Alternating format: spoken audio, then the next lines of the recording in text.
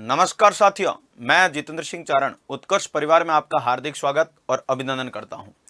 साथियों, जैसा कि आपको विद्युत एवं पंचायती राज टॉपिक पर चर्चा कर रहे हैं और पिछले सेशन में आपने 73वें संशोधन की संपूर्ण सिफारिशों पर विस्तार से चर्चा हमने कर ली थी। तो 73वें संशोधन की सिफारिशों के बारे में हमने बात कर ली थी, लेकिन पिछली ही क्लास में हमने ये आपके सामने चर्चा की थी कि हम चर्चा करेंगे अगली क्लास में, वो करेंगे राजस्थान में पंचायती राज। अब सबसे पहली बात तो सुन लीजिएगा दोस्तों कि राजस्थान में जो पंचायती राज है उसमें हमको पढ़ना क्या है, राजस्थान विशेष के संदर्भ में बातें। लेकिन कुछ बातें मैंने 73वें संशोधन की सिफारिश से पढ़ाते समय आपके राजस्थान में पंचायती राज की कर ली थी, लेकिन कुछ बातें बाकी रह गई थी, उनको हम राजस्थान विशेष के संदर्भ में जानेंगे और राजस्थान के बारे में क्या बोलती है बातें स्पेशल, वो राजस्थान के बारे में बात करेंगे। तो साथियों, हेडिंग लगा दीजिएगा, राजस्थान में पंचायती राज। राजस्थान में पंचायती राज।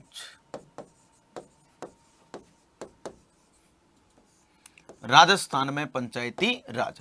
अब देखिएगा, बात हम राजस्थान में पंचायती राज की कर रहे हैं दोस्तों, तो सबसे पहली बात तो मैं आपसे यह जानना चाहूंगा कि राजस्थान की, आपसे प्रश्न को यह पूछ ले साथियों कि राजस्थान की पहली ऐसी कौन सी रियासत थी, राजस्थान की पहली ऐसी कौन सी रियासत थी जिसने अपनी रियासत में पंचायती राज संस्थाओं को लागू करने के लिए अधिनियम पारित किया था।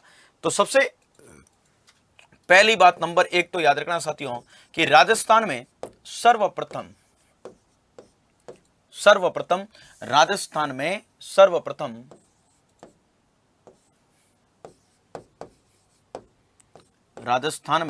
सर्वप्रथम सन 1928 में, ध्यान से सुनना, सन 1928 में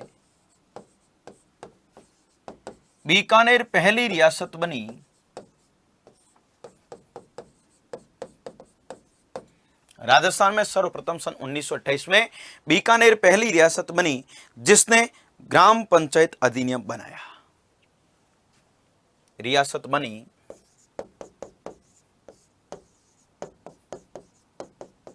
जिसने ग्राम पंचायत अधिनियम बनाया। तो राजस्थान में सर्वप्रथम पंचायती राज संस्थाओं को लागू करने के लिए अधिनियम लाने वाली रियासत थी, वो कौन सी थी? बीकानेर दोस्तों, है ना। और बीकानेर ने कब लेकर आए? 1928 में बीकानेर लेकर आई। नंबर दूसरी बात, सन 1938 में जयपुर रियासत ने भी, ध्यान से सुनना, सन 1938 में कौन सी रियासत ने दोस्तों? जयपुर रियासत ने भी अधिनियम पारित कर दिया था। अधिनियम पारित किया था। तो सन 1938 में जयपुर रियासत ने भी क्या कर दिया था दोस्तों? पंचायती राज संस्थाओं को लागू करने के लिए अधिनियम पारित कर दिया था। तो राजस्थान में सर्वप्रथम पूछ ले तो अपने बताना है कब? राजस्थान की पहली रियासत तो थी बीकानेर, है ना। और राजस्थान में 1938 में आपके जयपुर रियासत ने भी क्या कर दिया था? अधिनियम पारित कर दिया था। और अब आपको पूछ ले राजस्थान के विशेष संदर्भ में और बातें, तो साथियों आपसे पूछ ले कि राजस्थान में पंचायती राज विभाग की जो स्थापना की गई साथियों, वो पंचायती राज विभाग कब स्थापित किया गया? तो राजस्थान में सन 1949 में। राजस्थान में सन 1949 में, 1949 में क्या किया गया साथियों? पंचायती राज विभाग की स्थापना की। विभाग की स्थापना की गई। ठीक है दोस्तों, तो राजस्थान में पंचायती राज विभाग जो स्थापित किया गया साथियों, वो 1949 में किया गया। और 1949 में राजस्थान में पंचायती राज विभाग की क्या की गई? स्थापना की गई। तो राजस्थान में पंचायती राज विभाग जो स्थापित हुआ था साथियों, वो राजस्थान में पंचायती राज विभाग कब स्थापित हुआ था? 1949 में पंचायती राज विभाग की स्थापना की गई। क्लियर? कोई दिक्कत नहीं। अब ध्यान से सुन लीजिएगा साथियों कि राजस्थान में आगे की घटना की बात करूं मैं, तो राजस्थान में सन 1953 में, है ना। नेक्स्ट अगली बात याद रखना साथियों, राजस्थान में सन 1953 में, है ना, राजस्थान ग्राम पंचायत अधिनियम बनाया गया। सन 1953 में 1953 में राजस्थान में राजस्थान ग्राम पंचायत अधिनियम।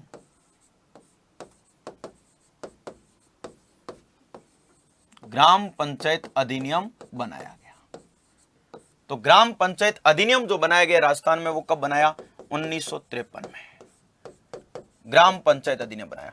अब राजस्थान में ग्राम पंचायत अधिनियम तो 1953 में बना साथियों, लेकिन राजस्थान में उसके बाद आपको पता है कि 1959 में ही, आपको पता होगा, मैंने पंचायती राज पढ़ाते समय यह बताया कि बलवंत राय मेहता समिति की सिफारिश पर ही 2 अक्टूबर 1959 को, 2 अक्टूबर 1959 को राजस्थान में क्या हुआ? पंचायती राज संस्थाओं का उद्घाटन हुआ, राजस्थान के नागौर जिले के बगदरी नामक स्थान पर।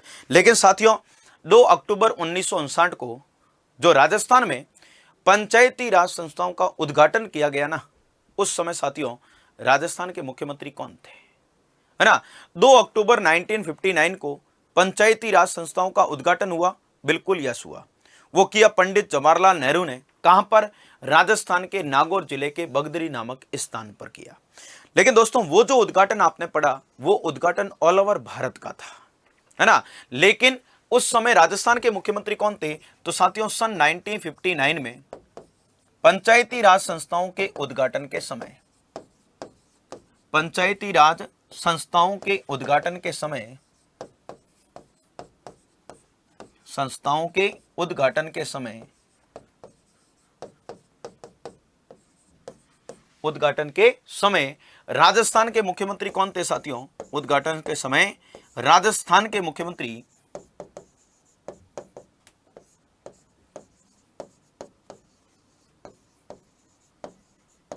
मोहनलाल सुखाड़िया थे।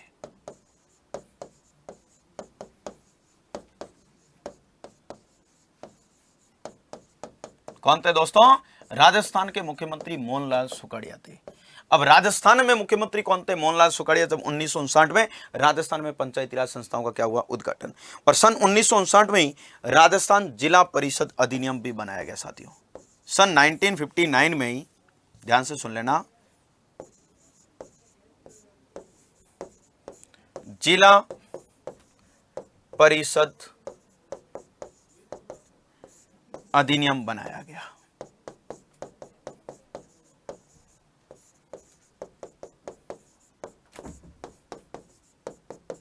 क्या किया गया दोस्तों? सन 1959 में ही राजस्थान में जिला परिषद अधिनियम भी बनाया गया और जिला परिषद अधिनियम को भी पारित किया। ठीक है दोस्तों, और जिला परिषद अधिनियम बनाया गया। अब आपको पूछ ले कि राजस्थान में सर्वप्रथम पंचायती राज संस्थाओं के चुनाव कब करवाए गए थे? 1959 में आप देख रहे हो उद्घाटन हुआ राजस्थान में पंचायती राज संस्थाओं का, और उस समय राजस्थान में मुख्यमंत्री कौन थे? मोहनलाल सुखाड़िया। यह उद्घाटन ऑल ओवर भारत का हुआ था, जो किया था पंडित जवाहरलाल नेहरू ने साथियों, जो राजस्थान के नागौर जिले के बगदरी नामक स्थान पर हुआ। लेकिन साथियों आपसे पूछ ले कि आपने पहले से बहुत अच्छे से पढ़ रखा है कि संपूर्ण भारत में सर्वप्रथम पंचायती राज संस्थाओं के उद्घाटन करवाने वाला, संपूर्ण भारत में सर्वप्रथम पंचायती राज संस्थाओं के चुनाव करवाने वाला राज्य कौन सा? तो आंध्र प्रदेश। पढ़ा आपने आंध्र प्रदेश। लेकिन आपसे पूछ ले कि उद्घाटन राजस्थान में हुआ, चुनाव आंध्र प्रदेश में हुए, ये तो मैं पहले ही आपको बता चुका हूं और आपने लिख भी रखा है। लेकिन साथियों राजस्थान में पंचायती राज संस्थाओं के चुनाव सर्वप्रथम कब करवाए थे? तो राजस्थान में, ध्यान से सुनना साथियों, राजस्थान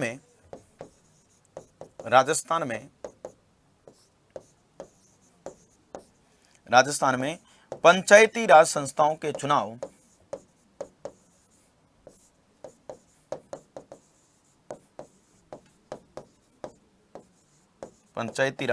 के चुनाव पहली बार कब करवाए गए? पहली बार 1960 में करवाए गए। हाँ,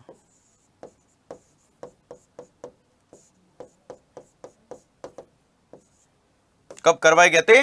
1960 में राजस्थान में पहली बार सर्वप्रथम पंचायती राज संस्थाओं के चुनाव करवाए।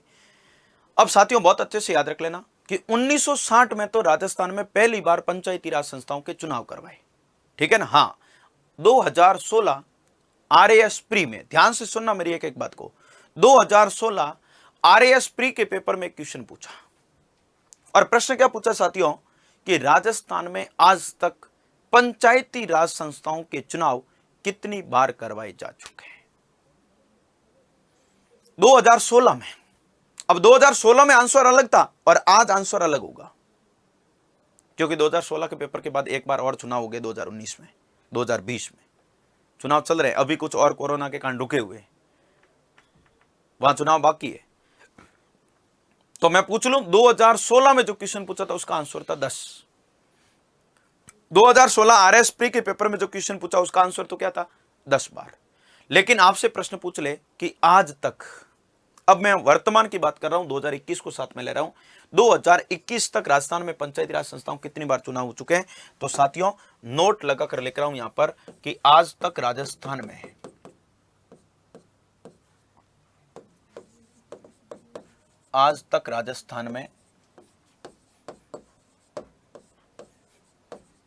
राजस्थान में 11 बार पंचायती राज संस्थाओं के 11 बार पंचायती राज संस्थाओं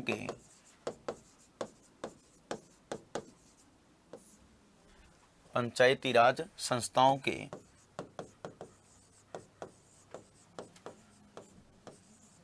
चुनाव करवाए जा चुके हैं।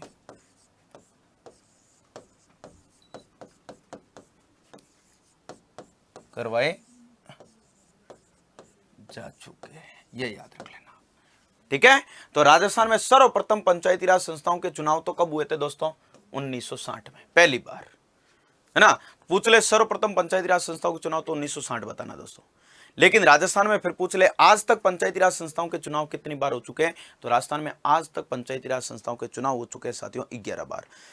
अभी 19-20 में जो चुनाव हुए उनको साथ में लेकर चल रहा हूं और उन सभी चुनाव को साथ में लेकर टोटली 11 बार हुए, ठीक है साथियों, ये याद रख लेना।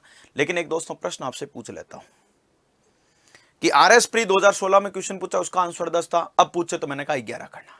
लेकिन साथियों सीधा सीधा क्वेश्चन पूछे ना ऐसा कि राजस्थान में आज तक पंचायती राज संस्थाओं के चुनाव कितनी बार हुए तो 11 बार करना।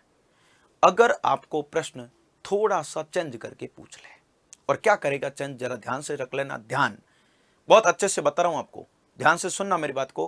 क्या चेंज करेगा वो भी सुन लेना, वो ये चेंज करके पूछ लेगा सीधा, मेरे को पता है ना चेंज करेगा। और क्वेश्चन क्या दे देगा 73वें संशोधन के अनुसार, 73वें संशोधन के अनुसार राजस्थान में आज तक पंचायती राज संस्थाओं के चुनाव कितनी बार हो चुके हैं। 73वें संशोधन के अनुसार राजस्थान में आज तक पंचायती राज संस्थाओं के चुनाव कितनी बार, तो 6 बार। 73वें संशोधन के अनुसार राजस्थान में आज तक कितनी बार चुनाव, तो 6 बार। हाँ आप कहते हो कैसे, क्योंकि 73वां संशोधन राजस्थान में लागू कब हुआ, यहां लेके देता हूं साथियों।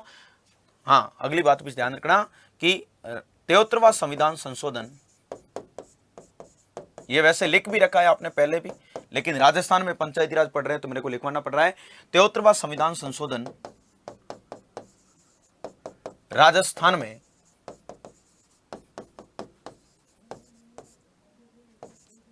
23 अप्रैल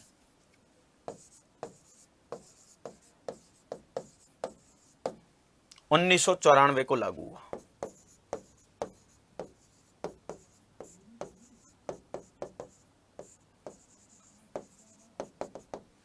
कब लगा 1994। और 73वें संशोधन के अनुसार राजस्थान में चुनाव पहली बार कब हुए थे 1995 में, है ना। तो 1995 से आज तक कितनी बार हुए 6 बार। तो नोट लगा के लिख रहा हूं यहां पर और अच्छे से सुन लेना।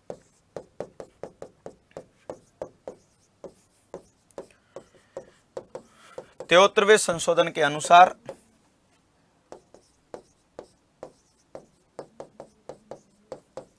राजस्थान में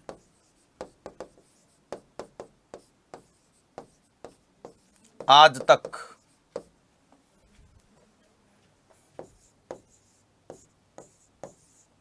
छह बार चुनाव करवाए जा चुके।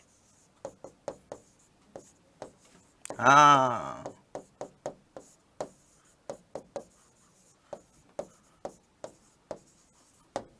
ठीक है, तो दोनों में बातें याद रख लेना दोस्तों अच्छे से।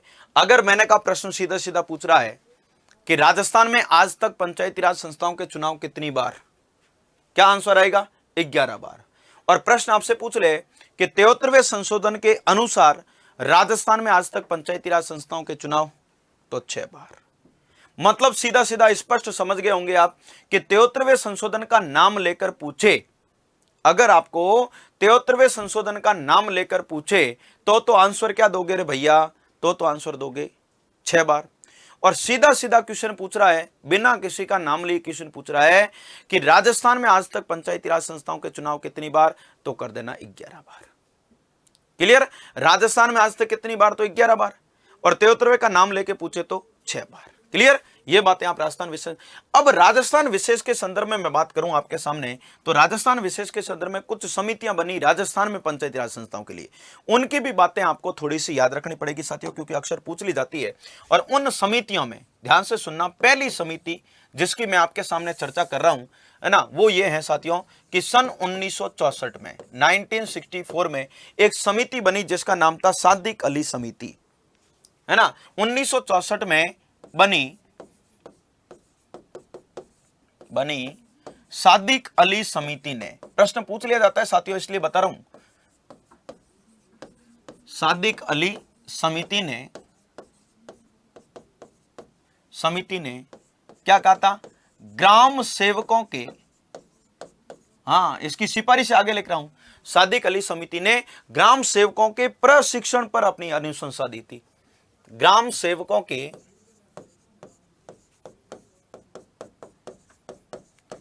प्रशिक्षण की सिफारिश की।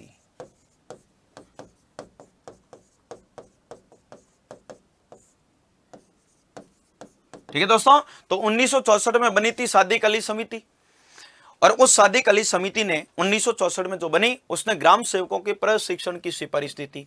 अब एक और समिति जो आपको याद रखनी साथियों, 1973 में गिरधारी लाल व्यास समिति, है ना, 1973 में बनी गिरधारी लाल व्यास समिति। गिरधारी लाल व्यास समिति ने क्या सिफारिश दी, समिति ने पंचायती राज संस्थाओं की, समिति ने पंचायती राज संस्थाओं की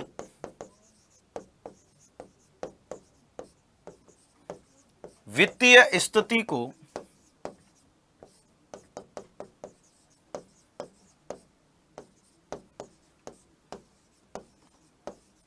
मजबूत करने की सिफारिश की। फाइनेंशियल कंडीशन को मजबूत करने की क्या की, सिफारिश की थी। तो आप तो पूछ ले, पंचायती राज संस्थाओं के वित्तीय स्थिति को मजबूत करने की सिफारिश कौन सी समिति ने दी थी, तो गिरधारी लाल व्यास समिति ने। फिर एक समिति याद रखना साथियों, वो याद रखना कि 1988 में हरलाल सिंह खर्रा समिति बनी थी, है ना। 1988 में 1988 में बनी हरलाल सिंह खर्रा समिति ने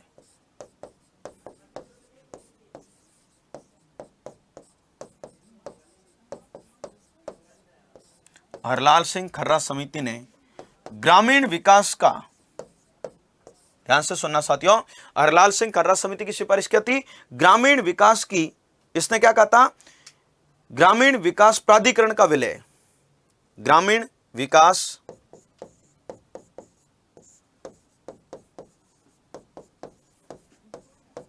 प्राधिकरण का विलय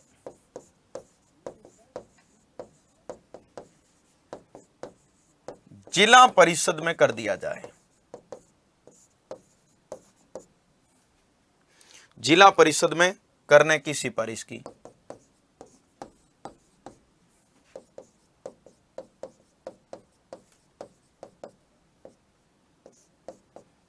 करने की सिफारिश की। क्लियर दोस्तों, अच्छे से याद रख लेना कि 1988 में बनी हरलाल सिंह खर्रा समिति ने ग्रामीण विकास का विलय किसमें, जिला परिषद में करने की बात कही थी। तो सादिक अली समिति की बातें याद रखना, 1964 में बनी सादिक अली समिति ने ग्राम सेवकों के प्रशिक्षण की बात बोली थी। ठीक है, फिर 1973 में बनी गिरधारी लाल व्यास समिति ने पंचायती राज संस्थाओं की वित्तीय स्थिति को सुधारने की बात कही थी। और 1988 में बनी हरलाल सिंह खर्रा समिति ने ग्रामीण विकास का विलय, किसका विलय दोस्तों, ग्रामीण विकास का विलय जिला परिषद में करने की बात कही थी। क्लियर, ये बात आप अच्छे से याद रख लेना। और एक और समिति याद रखना साथियों, और आपके सामने लिख देता हूं कि सन 2011 में बनी 2011 में बनी गुलाब चंद कटारिया समिति ने, अच्छे से याद रख लेना, गुलाब चंद कटारिया समिति ने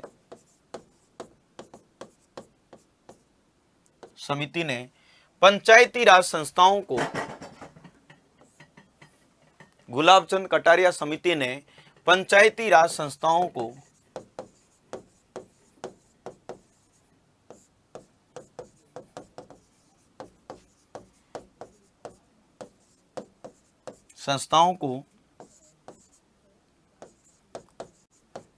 पूरे के पूरे 29 कार्य देने की अनुशंसा की थी, है ना। हाँ, 29 कार्यों को पंचायती राज संस्थाओं को देने की अनुशंसा की। 29 कार्य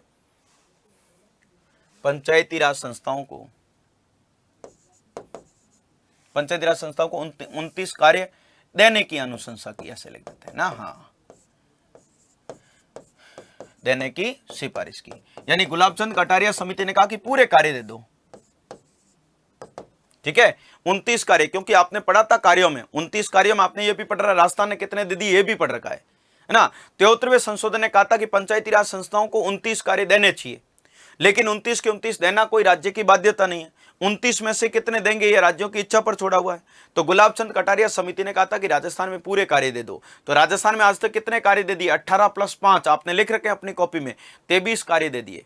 लेकिन गुलाबचंद कटारिया समिति ने कहा कि 29 के 29 कार्य हमको दे देने चाहिए। ठीक है साथियों, ये सारी के सारी समितियां हैं जो राजस्थान से रिलेटेड है। साथियों, केंद्रीय स्तर की समितियां आपने पहले ही पढ़ रखी है, बलवंत राय मेहता, अशोक मेहता, GV.K. राव, लक्ष्मीमत सिंघवी, PK थुंगन समिति, है ना, और नाथूराम मिर्दा समिति, सारी समितियां आपने पढ़ रखी है। क्लियर।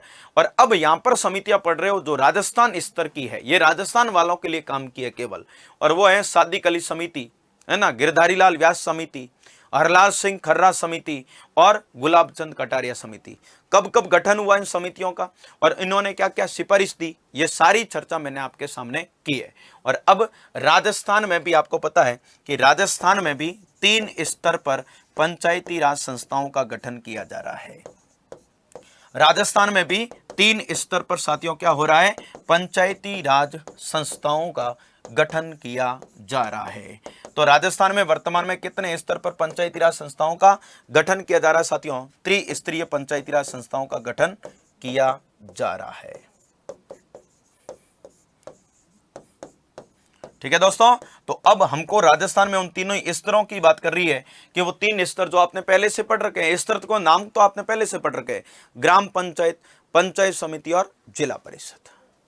स्तर तो तीनों ही आपने पढ़ रखे हैं, लेकिन उन तीनों स्तरों पर पंचायती राज संस्थाओं का गठन कैसे हो रहा है वो आपको अब मैं बताऊंगा कि राजस्थान में ग्राम पंचायत का गठन कैसे होता है, राजस्थान में अपने पंचायत समिति का गठन कैसे होता है और जिला परिषद का गठन कैसे होता है। क्लियर दोस्तों, यहां तक की सारी बातें लिखिएगा, फिर हम राजस्थान में प्रथम पंचायती राज के पहले स्तर ग्राम पंचायत पर चर्चा करेंगे। लिखिएगा एक एक करके, हेडिंग लगा दो, राजस्थान में पंचायती राज। बहुत महत्वपूर्ण बातें साथियों, अक्सर आप ध्यान रख लेना, पंचायती राज की बहुत ही अत्यंत महत्वपूर्ण बातें देखने को मिलती है। तो हेडिंग लगाओ, राजस्थान में पंचायती राज। राजस्थान में पंचायती राज लिखिएगा दोस्तों, सबसे पहली बात लिखिएगा, लिखो राजस्थान में सर्वप्रथम सन 1928 में बीकानेर पहली रियासत थी।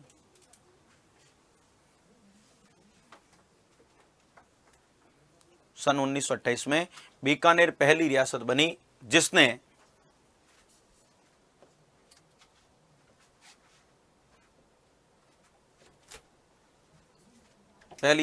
जिसने ग्राम पंचायत अधिनियम बनाया। पहली रियासत बनी जिसने ग्राम पंचायत अधिनियम बनाया। तो ग्राम पंचायत अधिनियम यानी पंचायती राज संस्थाओं से संबंधित अधिनियम लाने वाली राजस्थान की पहली रियासत पूछ ले तो कौन सी बताओगे साथियों? बीकानेर। नंबर दूसरी बात लिखिएगा, वो लिखना दोस्तों, सन 1938 में 1938 में जयपुर रियासत ने भी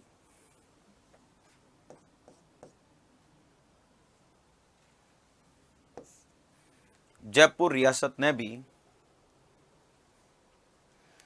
पंचायती राज संस्थाओं से संबंधित अधिनियम पारित किया।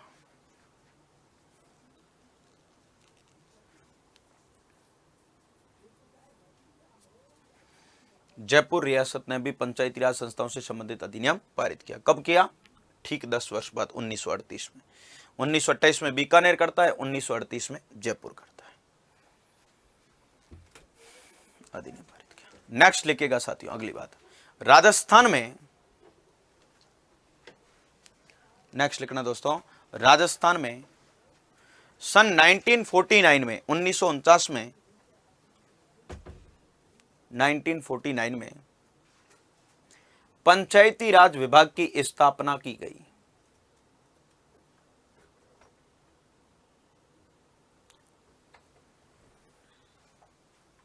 राजस्थान में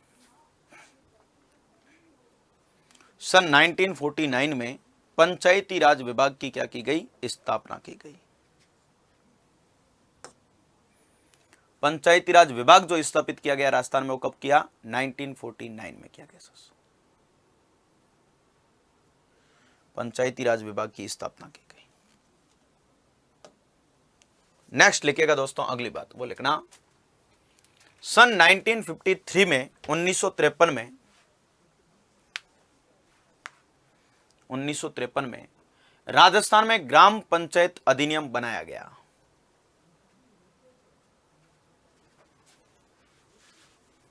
सन 1953 में राजस्थान में ग्राम पंचायत अधिनियम बनाया गया। तो राजस्थान में ग्राम पंचायत अधिनियम जो लाया गया 1953 में लाया गया। नेक्स्ट अगली बात लिखिएगा साथियों, वो लिखना, सन 1959 में 1959 में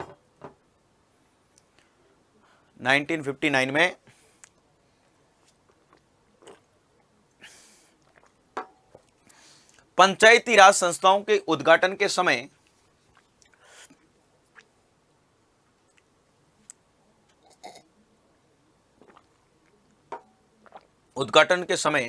राजस्थान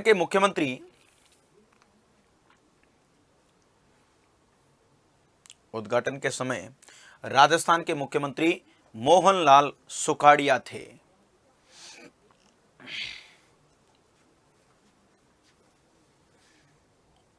राजस्थान के मुख्यमंत्री कौन थे? मोहनलाल सुखाड़िया थे। मोहनलाल सुखाड़िया थे। नेक्स्ट लिखिएगा दोस्तों, सन 1959 में 1959 में जिला परिषद अधिनियम बनाया गया राजस्थान के द्वारा। सन 1959 में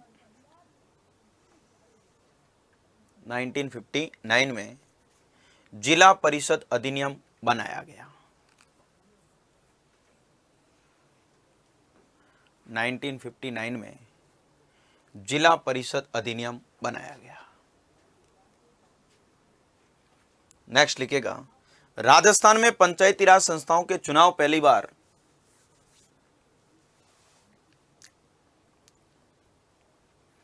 राजस्थान में पंचायती राज संस्थाओं के चुनाव पहली बार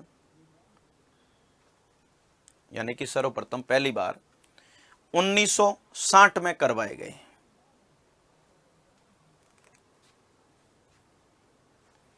पंचायती राज संस्थाओं के चुनाव पहली बार राजस्थान में कब हुए? 1960 में करवाए गए।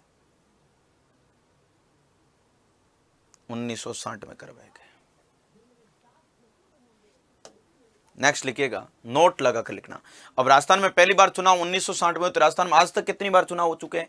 तो लिख दीजिएगा, नोट लगा कर लिखना, आज तक राजस्थान में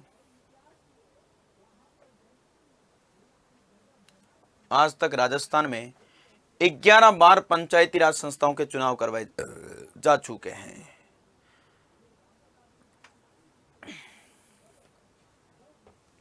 लिखना, आज तक राजस्थान में 11 बार पंचायती राज संस्थाओं के चुनाव करवाए जा चुके हैं।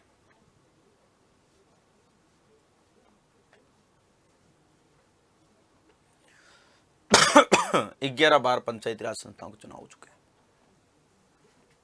अभी जो चुनाव हुए उनको साथ में लेके बता रहा हूं, 11 बार हो चुके हैं। नेक्स्ट लिखिएगा, अगली बात लिखना, 73वां संविधान संशोधन राजस्थान में 73वां कॉन्स्टिट्यूशन अमेंडमेंट, 73वां संविधान संशोधन राजस्थान में 23 अप्रैल 1994 को लागू हुआ।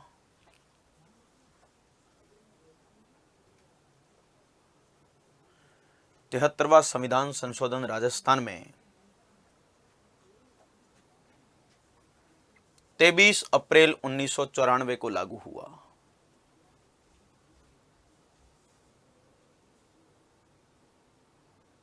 कब लागू हुआ दोस्तों? 23 अप्रैल 1994 को आपके राजस्थान में लागू होता है, लागू हुआ। नेक्स्ट, नोट लगा के लिखना ना, एक और बात नोट लगा के लिखना साथियों, 73वें संशोधन के अनुसार 73वें संशोधन के अनुसार राजस्थान में आज तक 6 बार चुनाव करवाए जा चुके हैं।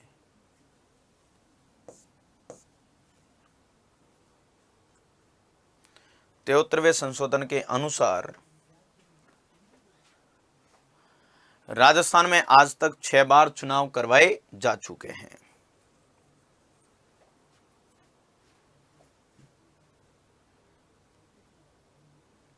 राजस्थान में आज तक कितनी बार? 6 बार चुनाव करवाए जा चुके हैं। तो मैंने कहा दोनों ही तरीकों से सवाल पूछे तो दोनों ही तरीकों से आपको भी आंसर देना है। अगर क्वेश्चन सीधा सा पूछा जा रहा है कि राजस्थान में आज तक पंचायती राज संस्थाओं के चुनाव तो 11 बार, और 73वें का नाम लेके पूछे तो 6 बार। क्लियर? कोई दिक्कत नहीं। चलो बढ़ते हैं आगे।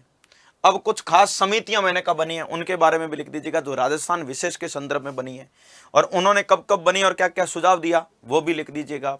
लिखिएगा दोस्तों, 1964 में बनी सादिक अली समिति ने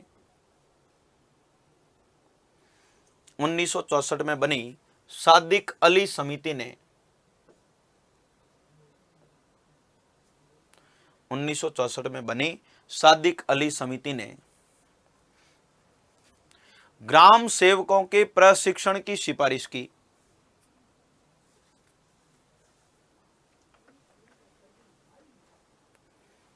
सादिक अली समिति ने ग्राम सेवकों के प्रशिक्षण की सिफारिश की, यानी ग्राम सेवकों को ट्रेनिंग देनी चाहिए। ठीक है, यह सिफारिश की। नेक्स्ट लिखो, 1973 में 1973 में बनी गिरधारी लाल व्यास समिति ने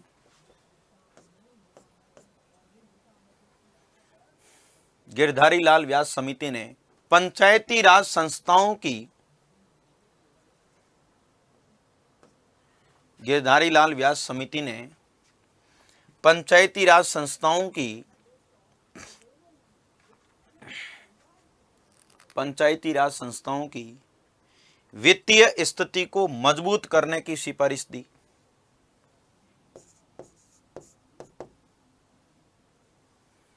पंचायती राज संस्थाओं की फाइनेंशियल कंडीशन, वित्तीय स्थिति को मजबूत करने की सिफारिश दी। किसने मेरे साथियों? गिरधारी लाल व्यास ने। फिर लिखो, सन 1988 में 1988 में बनी हरलाल सिंह खर्रा समिति ने हरलाल सिंह खर्रा समिति ने ग्रामीण विकास प्राधिकरण का विलय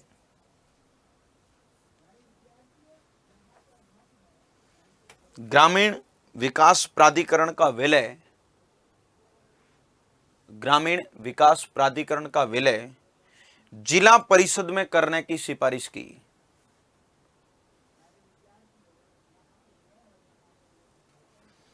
ग्रामीण विकास प्राधिकरण का विलय जिला परिषद में करने की सिफारिश की।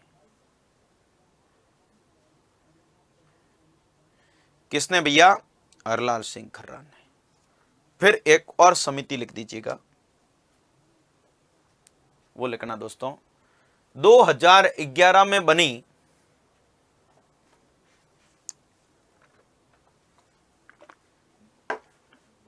2011 में बनी गुलाबचंद कटारिया समिति ने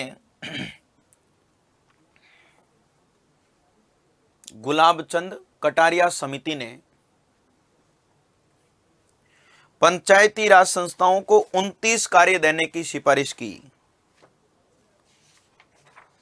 पंचायती राज संस्थाओं को पूरे के पूरे 29 कार्य देने की सिफारिश की। 29 कार्य देने की सिफारिश की।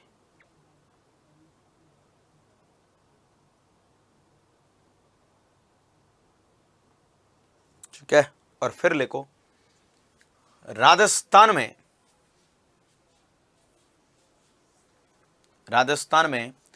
3 स्तर पर पंचायती राज संस्थाओं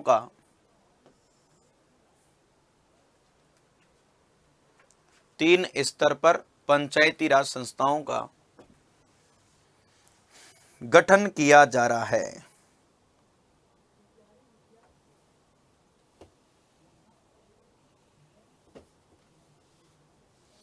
3 स्तर पर पंचायती राज संस्थाओं का गठन किया जा रहा है।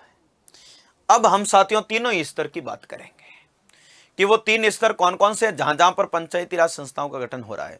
अब तीनों स्तर के नाम की चर्चा तो मैंने आपके सामने कर ली थी, पहले ही बता दिया था, ग्राम पंचायत, पंचायत समिति और जिला परिषद। अब आपको उनके गठन का स्वरूप जांचना है, उसकी संरचना जाननी है कि वास्तव में ग्राम पंचायत का गठन कैसे हो रहा है, पंचायत समिति कैसे बनी और जिला परिषद। अब ग्राम सभा के बारे में तो साथियों अपने पढ़ चुके हैं। ग्राम सभा के बारे में तो मैं वापस आपको बताने वाली नहीं हूं। क्यों नहीं हूं? क्योंकि ग्राम सभा के गठन के बारे में तो हम सब कुछ पहले भी पढ़ चुके, जब हमने 73वें संशोधन की सिफारिशें पढ़ी, उस समय की बात आपको याद दिला देता। पढ़े थे कि नहीं पढ़े थे बताओ। राजस्थान में ग्राम सभा के बारे में एक ही बात होती है कि राजस्थान 4 बैठकें कर रहा है, न्यूनतम 2 करनी चाहिए, राजस्थान 4 कर रहा है। कब कब कर रहा है वो भी मैंने आपके सामने चर्चा कर ली थी। तो ग्राम सभा का गठन किससे मिलकर होता है, बैठकें क्या होती है, गणपूर्ति कौन करता है, अध्यक्षता कौन करता है, उसके काम क्या है, सभी पर हम ग्राम सभा की बात तो कर चुके थे। लेकिन उस समय 73वें संशोधन की सिफारिशें पढ़ते समय साथियों हमने पंचायती राज संस्थाओं के केवल स्तरों की बात की थी कि भाई 3 स्तर पर पंचायती राज संस्थाओं का गठन हो रहा है, केवल स्तर का नाम पता किया। लेकिन मैंने आपको उस समय यह नहीं बताया था कि ग्राम पंचायत का गठन कैसे हो रहा है, पंचायत समिति का गठन कैसे हो रहा है और जिला परिषद का गठन कैसे हो रहा है। अभी हमने ये लिखा कि राजस्थान में 3 स्तर पर पंचायती राज संस्थाओं का गठन किया जा रहा है। तो अब राजस्थान में वो कौन कौन से 3 स्तर है जहां पर पंचायती राज संस्थाएं गठित हो रही है, नाम तो आपने पढ़ लिए, लेकिन हो कैसे रहा है। तो राजस्थान में सबसे पहले नंबर 1 स्तर की मैं बात कर रहा हूं आपके सामने, और पहला स्तर जिसको हम कहते हैं ग्राम पंचायत। क्या कहते हैं साथियों, ग्राम पंचायत। ये पहला स्तर है आपका, ठीक है, ग्राम पंचायत। ठीक है, अब 3 स्तर है, ग्राम पंचायत, पंचायत समिति, जिला परिषद, लेकिन सबसे पहला स्तर आपने पढ़ा ग्राम पंचायत। अब ग्राम पंचायत के बारे में सारी बातें मैं बताऊंगा कि ग्राम पंचायत का गठन क्या होता है, बैठकें क्या होती है, गणपूर्ति क्या होती है। लेकिन उसमें सबसे पहले मैं आपसे एक प्रश्न पूछ लूं कि ग्राम पंचायत का गठन किन किन से मिलकर होता है। ग्राम पंचायत का गठन किन किन से मिलकर होता है। साथियों आपने ग्राम सभा पढ़ रखी है और मैंने आपको बहुत अच्छे से बता भी रखा है कि ग्राम सभा का गठन तो एक ग्राम पंचायत के सभी पंजीकृत मतदाताओं से, वयस्क मतदाताओं से मिलकर ग्राम सभा बनती है। लेकिन वहां वयस्क मतदाता सारे के सारे ग्राम सभा के गठन में भागीदार होते हैं, ग्राम पंचायत में नहीं होते। तो मेरे को बताइएगा ग्राम पंचायत का गठन किन किन से मिलकर होता है। तो पहली बात तो याद रखना साथियों, नंबर 1 कि ग्राम पंचायत का गठन किन किन से मिलकर होता है। तो ग्राम पंचायत का गठन सरपंच, उप सरपंच, सरपंच, उप सरपंच और सुनना आगे यहां लिख रहा हूं, वार्ड पंच, हाँ, और किससे, ग्राम विकास अधिकारी से मिलकर होता है।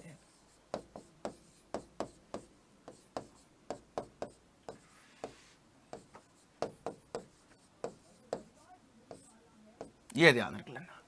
क्लियर। तो ग्राम पंचायत का जो गठन होता है साथियों वो किस किस से मिलकर होता है? ग्राम पंचायत का गठन सरपंच, उप सरपंच, वार्ड पंच और ग्राम विकास अधिकारी से मिलकर ग्राम पंचायत बनती है। क्लियर दोस्तों, इनसे मिलकर क्या बनता है? ग्राम पंचायत का गठन किया जाता है। ये बहुत अच्छे से आप बातें याद रख लेना कि ग्राम पंचायत का गठन किन किन से मिलकर होता है। क्लियर, कोई दिक्कत नहीं। अब ग्राम पंचायत इन से मिलकर तो बनती है, लेकिन राजस्थान में जैसे ग्राम पंचायत का गठन किया जाता है साथियों, राजस्थान में जैसे ग्राम पंचायत का गठन किया जाता है साथियों, वो ग्राम पंचायत का गठन करने के लिए न्यूनतम जनसंख्या कितनी होनी चाहिए? न्यूनतम जनसंख्या कितनी होनी चाहिए? तो साथियों दूसरी बात अच्छे से याद रख लेना कि राजस्थान में, राजस्थान में न्यूनतम 3000 की जनसंख्या पर, ध्यान से सुनना साथियों, प्रावधान यह कहता है, लेकिन इस बार थोड़ा सा यहां पर जनसंख्या में कटौती भी की गई, लेकिन अपने को पूछ ले तो प्रावधान में आंसर अपने को यही देना है, न्यूनतम 3000 की जनसंख्या पर। कितनी जनसंख्या पर दोस्तों? न्यूनतम 3000 की जनसंख्या पर एक ग्राम पंचायत का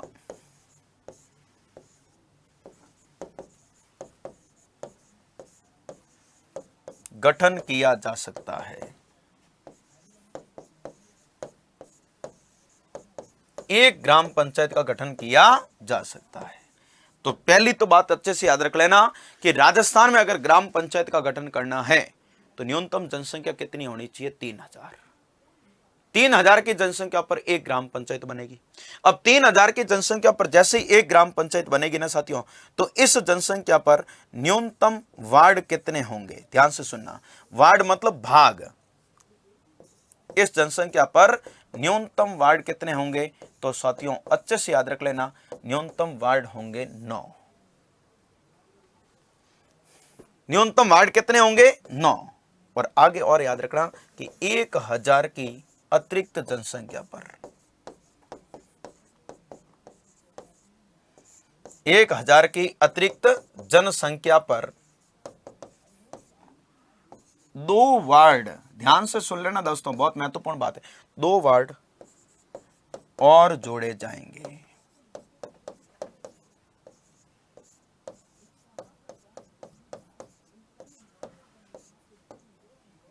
ये ध्यान रख लेना। क्लियर। तो पहली तो बात गठन की पूरी एक बार वापस सुन लेना कि राजस्थान में अगर एक ग्राम पंचायत बनानी है तो एक ग्राम पंचायत का गठन करने के लिए न्यूनतम जनसंख्या कितनी होनी चाहिए? 3000। कम से कम जनसंख्या 3000 होनी चाहिए। 3000 की जनसंख्या पर कितनी ग्राम पंचायत बनेगी? एक। और जैसे ही 3000 की जनसंख्या पर एक ग्राम पंचायत का आपने गठन किया, कम से कम वार्ड कितने होंगे? 9। न्यूनतम वार्ड कितने? 9। और जैसे ही उस गांव की जनसंख्या 1000 बढ़ गई, कितने वार्ड जुड़ जाएंगे? 2। 2 साथ में जुड़ेंगे, एक नहीं जुड़ेगा। तो 1000 के अतिरिक्त जनसंख्या पर 2 वार्ड और जोड़े जा सकते हैं। तो इस जनसंख्या के आधार पर हम क्या कर सकते हैं साथियों? ग्राम पंचायत का गठन कर सकते हैं। क्लियर। तो ग्राम पंचायत का गठन करना, न्यूनतम जनसंख्या कितनी चाहिए? 3000। 3000 पर बनी एक ग्राम पंचायत, वार्ड होंगे 9 और 1000 की अतिरिक्त जनसंख्या पर 2 वार्ड अतिरिक्त जोड़े जा सकते हैं। क्लियर दोस्तों, ये बहुत अच्छे से याद रख लेना आप। फिर हम आगे बढ़ते हैं और बात करते हैं नंबर तीसरी, वो कौन सी? बैठक की, कि ग्राम पंचायत की बैठक कितनी होती है। अब साथियों बैठक राजस्थान में कितनी होती है? तो राजस्थान में प्रति 15 दिन के बाद बैठक, राजस्थान में 15 दिन में एक बार, यानी राजस्थान में एक माह में 2 बार। एक माह में कितनी बैठकें लिख रहा हूं? 2, यानी प्रति 15 दिन के बाद एक बैठक होती है ना। और लगभग तय भी है, कई बार होता है 5 तारीख और 20 तारीख को, लेकिन 5 तारीख और 20 तारीख को निश्चित डेटें तो नहीं है, हम नहीं कह सकते हैं। लेकिन हाँ यह है कि राजस्थान में ग्राम पंचायत की एक माह में 2 बैठकें हो रही है। अब 73वें संशोधन ने तो कहा था एक माह में एक बैठक तो करनी ही करनी, वो तो आपकी बाध्यता है। एक माह में एक बैठक करना तो क्या है? बाध्यता है, संवैधानिक बाध्यता आपकी। क्लियर। लेकिन राजस्थान कितनी कर रहा है? एक माह में 2 बैठकें कर रहा है। फिर नंबर 4 बात याद रखना साथियों, इस ग्राम पंचायत की गणपूर्ति, या हम कह सकते हैं क्वोरम, अब ग्राम पंचायत की गणपूर्ति या क्वारम कितना होता है साथियों? तो 1/3। हाँ साथियों, आपने बहुत अच्छे से पढ़ा होगा ग्राम सभा की गणपूर्ति, और ग्राम सभा की गणपूर्ति या क्वारम कितना? 1/10। ग्राम सभा की गणपूर्ति या क्वारम 1/10, लेकिन ग्राम पंचायत का क्वारम कितना होता है? तो ग्राम पंचायत का क्वारम होता है 1/3। दोनों में अलग अलग होता है, ध्यान रखना। ग्राम सभा का 1/10 और ग्राम पंचायत का 1/3। क्लियर? फिर नेक्स्ट अगली बात याद रखना, ग्राम पंचायत का मुखिया या ग्राम पंचायत की बैठकों की अध्यक्षता, कुछ भी कह सकता हूं, ग्राम पंचायत का मुखिया कौन होता है साथियों? सरपंच होता है। ग्राम पंचायत का मुखिया कौन होता है दोस्तों? सरपंच होता है। हाँ, ग्राम पंचायत का मुखिया कौन होगा? सरपंच होगा। यस, तो ग्राम पंचायत का मुखिया तो सरपंच होता है साथियों, लेकिन आपसे कोई प्रश्न ये पूछ ले कि अगर ग्राम पंचायत का क्या करना है? सरपंच का चुनाव करना है। क्या करना है दोस्तों? सरपंच का चुनाव करना है। तो चुनाव कैसे होगा? तो अच्छे से सुन लेना, सरपंच का चुनाव, सरपंच का चुनाव जनता के द्वारा प्रत्यक्ष तरीके से किया जाता है। राजस्थान में ध्यान रख लेना। हाँ, राजस्थान में सरपंच का चुनाव कैसे होता है? उस ग्राम पंचायत के वयस्क मतदाताओं के द्वारा मिलकर क्या किया जाता है साथियों? सरपंच का चुनाव किया जाता है। हाँ, ये बात जरूर है कि 73वें संशोधन ने क्या कहा था, राजस्थान क्या कर रहा है, दोनों ही बातें आपके सामने क्लियर कर देना चाहता हूं ताकि सारी मामले आपके क्लियर हो जाए। 73वें संशोधन ने तो कहा था कि सरपंच का चुनाव कैसे होगा, प्रत्यक्ष या अप्रत्यक्ष, यह राज्य की इच्छा पर निर्भर है। राज्य विधानमंडल बनाकर बाकी वाली अपनी बातें तय करे, चुनाव प्रत्यक्ष करवाना या अप्रत्यक्ष करवाना। लेकिन साथियों, अपने राजस्थान में 73वें संशोधन ने तो राज्यों की इच्छा पर छोड़ा, लेकिन राजस्थान में चुनाव कैसे हो रहे? तो राजस्थान में जनता प्रत्यक्ष चुनाव कर रही है। अभी अभी आपने देखा होगा जब 2019 में चुनाव हो रहे थे साथियों, लॉकडाउन से ठीक पहले आपको पता है पंचायती राज संस्थाओं के चुनाव चल रहे थे, है ना। और पंचायती राज संस्थाओं के चुनाव हुए 2019 में, तो साथियों बहुत अच्छे से देखा, एक न्यूज चली थी आपके सोशल मीडिया पर, वो राजस्थान की नहीं थी, वो रायपुर छत्तीसगढ़ की थी। और उसने रायपुर छत्तीसगढ़ किसी ने नहीं देखा, राजस्थान वाले ने भी बड़ी कंपी छुट्टी थी, है ना। और उसमें क्या लिखा था कि सरपंच का चुनाव होगा अप्रत्यक्ष। तो छत्तीसगढ़ में अप्रत्यक्ष करवाना शुरू कर दिया, वो राज्यों की इच्छा पर था। लेकिन राजस्थान में चुनाव कैसे हो रहा है साथियों? राजस्थान में चुनाव हो रहा है प्रत्यक्ष तरीके से। सरपंच का चुनाव उस गांव की जनता के द्वारा प्रत्यक्ष तरीके से होगा। अब सरपंच पद के लिए उम्मीदवार खड़े हो जाऊं, अभी मैं योग्यताएं बताने वाला हूं, अभी बताऊंगा, है ना। और बाकी अब उम्मीदवार जितने भी खड़े हो गए उसमें जो सर्वाधिक मत प्राप्त करेगा वो जीतेगा। तो चुनाव प्रत्यक्ष तरीके से होता है। नेक्स्ट, अब यहां पर एक बात अच्छे से सुन लेना कि उप सरपंच का चुनाव कैसे होता है। सरपंच का चुनाव तो जनता के द्वारा प्रत्यक्ष होता है, लेकिन यहां पर लिख देता हूं आपके सभी के चुनाव का तरीका। उप सरपंच का चुनाव साथियों, उप सरपंच का चुनाव कैसे होता है साथियों? तो उप सरपंच का चुनाव अप्रत्यक्ष तरीके से। उप सरपंच का चुनाव कैसे होता है? अप्रत्यक्ष तरीके से। कौन करता है अप्रत्यक्ष तरीके से? क्या उप सरपंच के चुनाव में जनता प्रत्यक्ष वोट देती है? क्या आप लोगों ने वोट दिया? नहीं दे सकते हो। क्यों? क्योंकि उप सरपंच का चुनाव अप्रत्यक्ष तरीके से होता है वार्ड पंच के द्वारा, वार्ड पंचों के द्वारा। हां, बहुमत के आधार पर वार्ड पंच करते हैं उप सरपंच का चुनाव। वार्ड पंच अपने में से ही मिलकर एक को उप सरपंच बनाएंगे। अब मान लो आपने एक ग्राम पंचायत का गठन किया, 9 वार्ड तो होंगे, 9 वार्ड पंच और एक सरपंच है, 10, है ना। और मान लो उप सरपंच उम्मीदवार के लिए 2 उम्मीदवार खड़े हो गए उप सरपंच पद के लिए, तो जिसमें से जो ज्यादा वार्ड पंचों की वोट प्राप्त करेगा वही उप सरपंच बनेगा। और वार्ड पंच का चुनाव कैसे होता है साथियों? तो मेरे को यह तो बताने की आवश्यकता नहीं है, लेकिन यहां पर लिख भी देता हूं आपके सामने कि वार्ड पंच का चुनाव, वार्ड पंच का चुनाव उस वार्ड के वयस्क मतदाताओं के द्वारा मिलकर किया जाता है।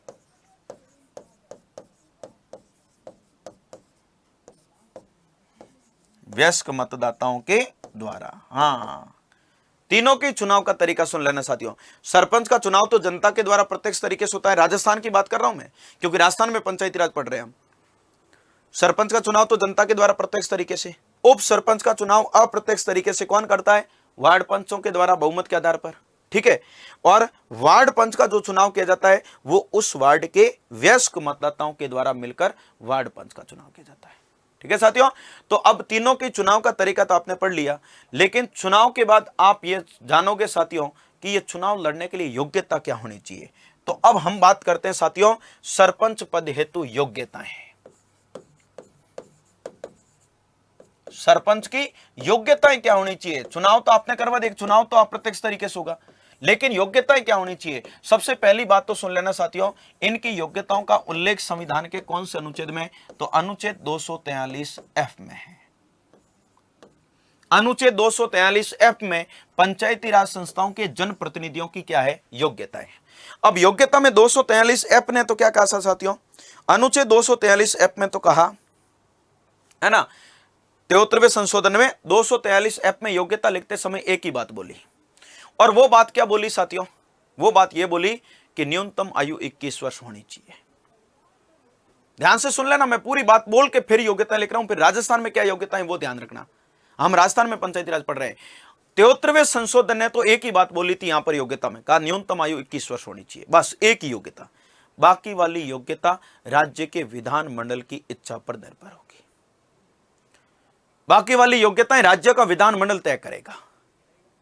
73वें संशोधन ने केवल एक ही योग्यता बताई साथियों, और वो योग्यता कितनी बताई? यो योग्यता बताई 21 वर्ष होनी चाहिए, बस, है ना। बाकी वाली योग्यताएं किसकी इच्छा पर छोड़ दी? राज्य विधानमंडल की इच्छा पर छोड़ दी। तभी तो योग्यताओं में बार बार परिवर्तन हो रहा है ना। और अब राजस्थान में योग्यताएं क्या क्या है साथियों, मैं आपके सामने लिख देता हूं। नंबर 1, ये राजस्थान की योग्यताएं। नंबर 1 क्या है? उस ग्राम पंचायत की मतदाता सूची में नाम होना चाहिए।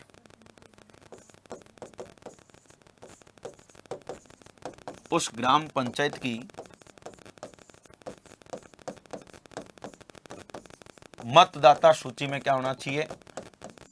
नाम होना चाहिए, पहली योग्यता। दूसरी योग्यता जो यहां पर लिखी गई है 73वें संशोधन के द्वारा, वो एक ही है, वो है न्यूनतम आयु 21 वर्ष पूर्ण कर चुका हूं। नंबर तीसरी योग्यता, अब नंबर तीसरी योग्यता है साथियों, घर में शौचालय होना चाहिए। यह राजस्थान में योग्यता ही ध्यान रखना, सुलभ कॉम्प्लेक्स होना चाहिए, हाँ। और नंबर चौथी योग्यता, अभी जो योग्यता है वो लिख रहा हूं, नंबर चौथी योग्यता साथियों 27 नवंबर 1995 के बाद संख्या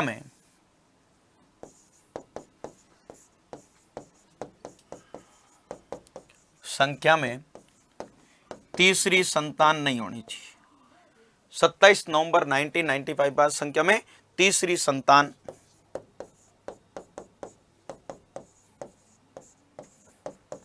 नहीं होनी चाहिए ना। 27 नवंबर 1995 के बाद संख्या में तीसरी संतान नहीं होनी चाहिए, ऐसी योग्यता है साथियों। अब आपने पढ़ा होगा साथियों, क्या पढ़ा कि एक योग्यता जो जोड़ी गई थी साथियों, वो जोड़ी गई थी 2014 में। और 2014 में एक योग्यता जोड़ी कौन सी? 2014 में एक योग्यता जोड़ी थी साथियों, कौन सी? 2014 में साथियों योग्यता जोड़ी क्या? योग्यता जोड़ी कि शिक्षा 8वीं पास होना चाहिए। साथियों अच्छे से याद रखना, 2014 में जोड़ी क्या जोड़ी? शिक्षा 8वीं पास होना चाहिए, यस। लेकिन अब क्या हुआ? अब ये हुआ साथियों, हाँ, अब ये हुआ साथियों कि 2019 में, वो हटा दी इसलिए लिख नहीं रहा हूं, 2014 में शिक्षा 8वीं पास जोड़ी महारानी की सरकार के द्वारा, अर्थात भारतीय जनता पार्टी की सरकार के द्वारा। लेकिन 2019 में अशोक गहलोत सरकार ने उस योग्यता को क्या कर दिया? हटा दिया। तो अभी कोई योग्यता नहीं है साथियों, है ना। अभी कोई योग्यता वो शिक्षा वाली अनिवार्यता नहीं है, क्योंकि 2019 में क्या कर दी? समाप्त कर दी। और 27 नवंबर 1995 के बाद तीसरी संतान नहीं होनी चाहिए, यह योग्यता तो आपको पता ही है साथियों, तो 8वीं पास वाली योग्यता जोड़ी थी गुलाबचंद कटारिया समिति की सिफारिश पर। 2019 में अशोक गहलोत की सरकार ने उस योग्यता को हटा दिया।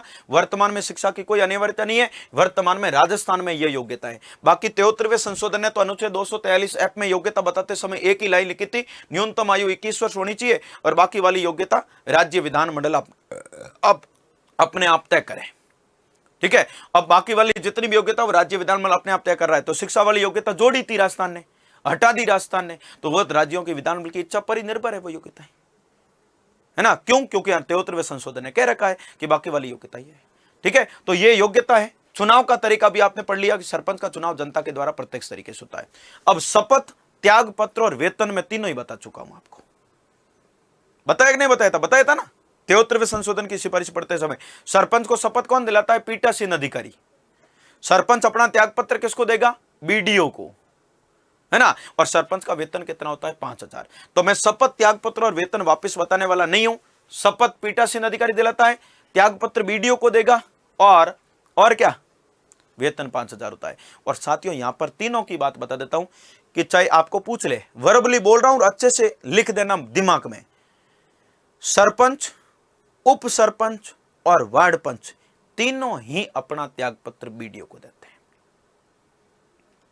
सरपंच, उप सरपंच, वार्ड पंच किसी का भी त्याग पत्र पूछ ले, तीनों ही अपना त्याग पत्र बीडीओ को देंगे।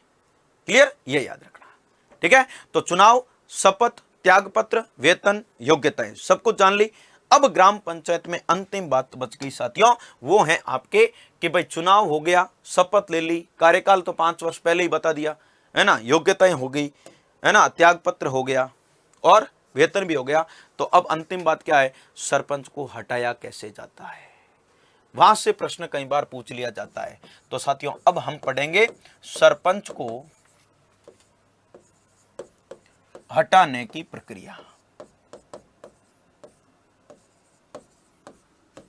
यानी कि सरपंच की योग्यताएं बिल्कुल सही है, बिल्कुल सही है, फिर भी सरपंच को हटाया जाता है। वो कैसे हटाया जाता है वो प्रक्रिया बता रहा हूं। बाकी योग्यता के अभाव में तो राज्य की सरकार कभी भी उसको बर्खास्त कर सकती है। अगर आपने गलत योग्यताओं का शपथ पत्र लेकर चुनाव लड़ा और बाद में जांच हुई, आप दोषी पाए, तो कभी भी आपको बर्खास्त कर सकते हैं, है ना। लेकिन आपकी योग्यता बिल्कुल सही है, कोई योग्यता में दिक्कत नहीं है, फिर भी आपको हटा सकते हैं कौन? वार्ड पंच। वो कैसे हटाएंगे वो प्रक्रिया मैं बता रहा हूं आपको। बाकी आप घोटाला करोगे, दोषी पाए जाओगे, है ना। घोटाला करोगे, दोषी पाए जाओगे। ऐसी स्थिति में अगर आप ऐसा मामला देखोगे तो वहां पर आपको हटाने का प्रोसेस है साथियों। घोटाला करा, दोषी पाए गए तो सरकार आपको कभी भी बर्खास्त कर सकती है। वहां पर यह प्रोसेस काम नहीं आएगी, वो तो सरकार जांच करके दोषी पाए जाने पर बर्खास्त कर देगी। लेकिन साथियों अगर आपने ध्यान से सुनना मेरी साथ बात को, अगर आपकी योग्यता बिल्कुल सही है, आपकी योग्यता बिल्कुल ही क्या है? बिल्कुल ही सही है, हाँ, है ना, और आपको हटाना है तो हटेगा कैसे? वार्ड पंच कैसे हटाएंगे? तो उसके लिए नंबर 1 बात याद रखना साथियों, वो ये है कि पहले के 2 वर्ष तक तो निर्वाचित होने के बाद, सीधा लिख देता हूं पूरी लाइन ताकि आपके समझ में आ जाए, निर्वाचित होने के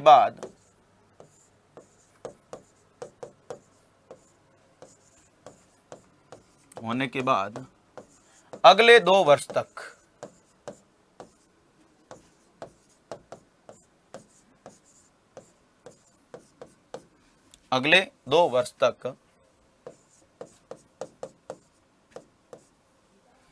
हटाने का प्रस्ताव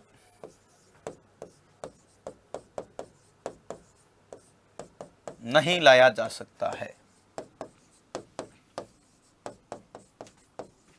बस पहली बार में तो 2 वर्ष लाया नहीं जाएगा। नंबर दूसरी बात, फिर हटाने का प्रस्ताव लाने के लिए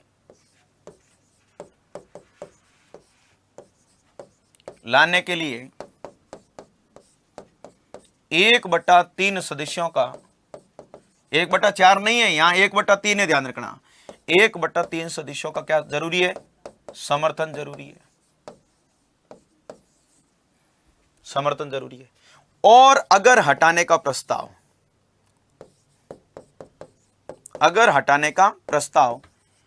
3/4 बहुमत से, हाँ बड़ा विशेष बहुमत है, ध्यान रखना। लाने के लिए तो 1/3 का समर्थन चाहिए, और अगर हटाने का प्रस्ताव 3/4 बहुमत से पारित हो जाता है पारित हो जाता है तो सरपंच अपने पद से हटा दिया जाएगा या हट जाएगा।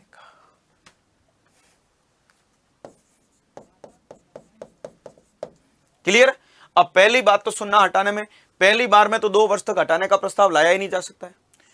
दूसरी बात, फिर हटाने का प्रस्ताव लाना है तो 1/3 का समर्थन चाहिए। अब 1/3 का समर्थन मिला तो हटाने का प्रस्ताव आ जाएगा, और फिर प्रस्ताव को पारित करना बहुमत कितना चाहिए? 3/4। और अगर 3/4 बहुमत से वो प्रस्ताव पारित हो जाता है तो सरपंच अपने पद से क्या हो जाएगा? हट जाएगा। तो सरपंच अपने पद से क्या हो जाएगा साथियों? हट जाएगा। और मान लो, ध्यान से सुन लेना साथियों, अगर प्रस्ताव असफल हो गया, अगर प्रस्ताव क्या हो गया साथियों? असफल हो जाता है,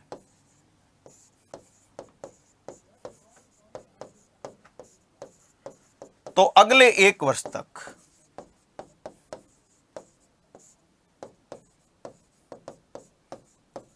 अगले 1 वर्ष तक हटाने का प्रस्ताव नहीं लाया जाएगा।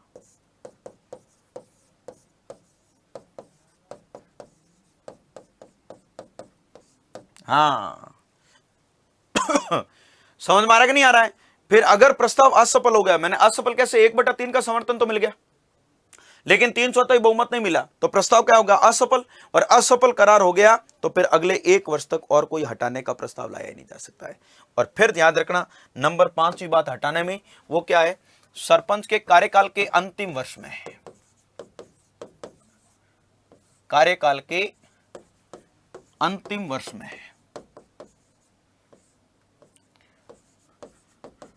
अंतिम वर्ष में हटाने का प्रस्ताव नहीं लाया जा सकता है। हाँ, नहीं लाया जा सकता है। क्लियर। तो अंतिम वर्ष में भी हटाने का प्रस्ताव नहीं लाया जाएगा। तो आप मेरे से प्रश्न ये पूछोगे कि फिर सरपंच के पूरे ही 5 वर्ष के कार्यकाल में हटाने का प्रस्ताव आएगा कितनी बार? पहली बार में तो आपने पढ़ा, 1 बार निर्वाचित हुआ 2 वर्ष तक तो हटाने का प्रस्ताव ला ही नहीं सकते हो। दूसरी बात आपने पढ़ी, फिर हटाने का प्रस्ताव आया, लाने के लिए समर्थन 1/3, प्रस्ताव पारित करने के लिए बहुमत 3/4, 3/4 बहुमत मिल गया तो हट जाएगा। और मान लो प्रस्ताव असफल हुआ, 3/4 बहुमत नहीं मिला, तो अगले 1 वर्ष तक हटाने का और प्रस्ताव नहीं आएगा। ठीक है। और सरपंच के कार्यकाल के अंतिम वर्ष में फिर कोई हटाने का प्रस्ताव नहीं लाया जाएगा। तो सरपंच का कार्यकाल पूरा ही कितने वर्ष का होता है? 5 वर्ष का होता है। तो 5 वर्ष के पूरे ही कार्यकाल में हटाने का प्रस्ताव कितनी बार आएगा? तो सरपंच के संपूर्ण कार्यकाल में, सरपंच के संपूर्ण कार्यकाल में, संपूर्ण कार्यकाल होता है कितना? 5 वर्ष का। संपूर्ण कार्यकाल में हटाने का प्रस्ताव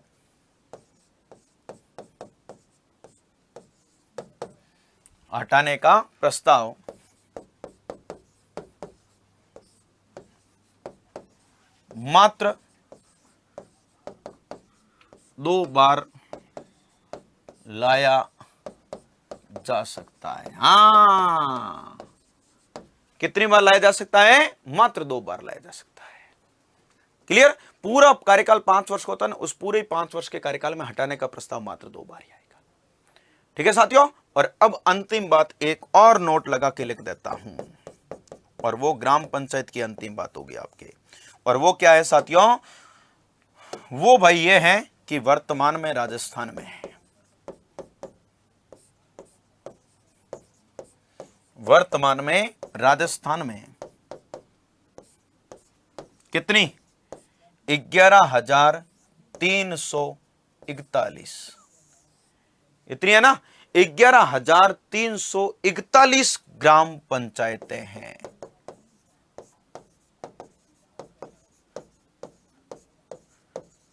कितनी है मेरे दोस्तों? राजस्थान में वर्तमान में 11,341 ग्राम पंचायतें। क्लियर। ये बात आप बहुत अच्छे से याद रख लेना। आया मामला समझ में? तो ये ग्राम पंचायतों का आंकड़ा है। तो इस तरीके से पहला स्तर बना है आपका ग्राम पंचायत। राजस्थान में कितने स्तर पर पंचायती राज संस्थाओं का गठन हो रहा है? 3 स्तर, ग्राम पंचायत, पंचायत समिति और जिला परिषद। अभी आपने पहला स्तर पढ़ लिया, ग्राम पंचायत कैसे गठन होता है, किससे मिलकर होता है, गठन करने के लिए जनसंख्या क्या है, बैठक क्या है, गणपूर्ति क्या है, पदाधिकारी कौन कौन होते हैं, उनका चुनाव, उनकी योग्यता, उनको हटाने का तरीका, शपथ, त्यागपत्र, वेतन वगैरह वगैरह। क्लियर दोस्तों? और वर्तमान में ग्राम, तो इसमें आप पहला स्तर लिखो, हेडिंग लगाओ। अभी आपने लिख तो दिया था अंतिम में तो कि 3 स्तर पर पंचायत, ये लिखा था ना 3 स्तर पर पंचायती राज संस्थाओं गठन हो रहा है। अब आप लिखो पहला स्तर, हेडिंग लगाओ ग्राम पंचायत। पहला स्तर हेडिंग लगाओ साथियों, ग्राम पंचायत। ग्राम पंचायत, ग्राम पंचायत की नंबर 1 बात लिखिएगा दोस्तों। पहला स्तर हेडिंग लगाओ ग्राम पंचायत, और ग्राम पंचायत की नंबर 1 बात लिखो, ग्राम पंचायत का गठन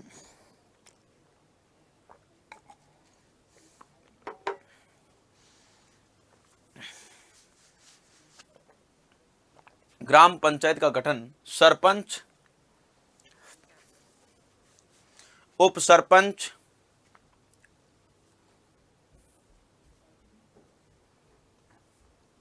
वार्ड पंच व ग्राम विकास अधिकारी से मिलकर होता है।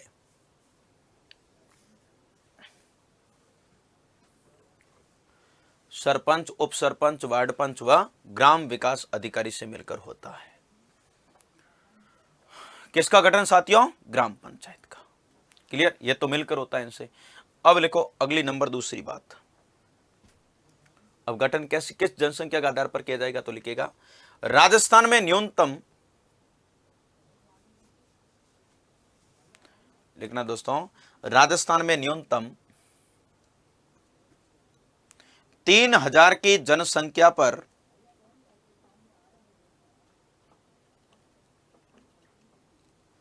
न्यूनतम 3000 की जनसंख्या पर एक ग्राम पंचायत का गठन किया जा सकता है।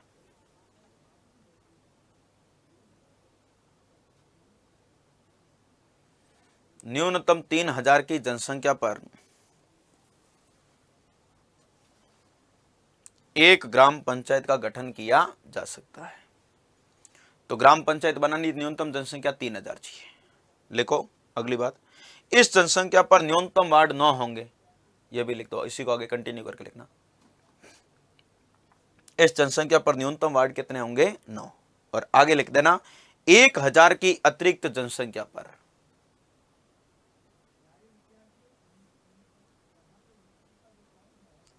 लिखना दोस्तों 1000 की अतिरिक्त जनसंख्या पर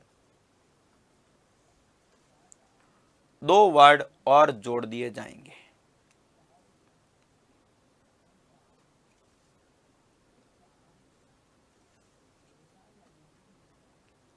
एक 1000 की अतिरिक्त जनसंख्या पर 2 वार्ड और जोड़े जाएंगे।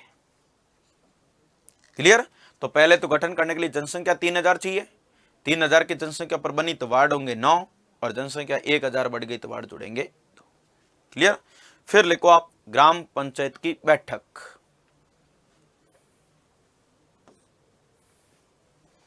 लिखो देखे दोस्तों बैठक। बैठक अब राजस्थान में कितनी हो रही है? तो लिख दो राजस्थान में 1 माह में 2 बार बैठकें हो रही है। 1 माह में 2 बैठकें, प्रति 15 दिन में 1 बैठक हो रही है। 73वें संशोधन ने कहा था 1 माह में 1 होनी चाहिए, यह तो बाध्यता है, और राजस्थान 1 माह में 2 कर रहा है। फिर लिखो ग्राम पंचायत की गणपूर्ति या क्वारम। ग्राम पंचायत की गणपूर्ति या क्वारम लिखो 1/3।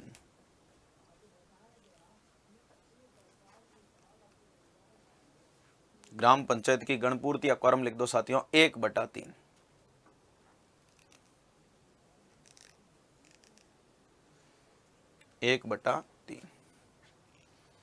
फिर लिखो ग्राम पंचायत का मुखिया सरपंच।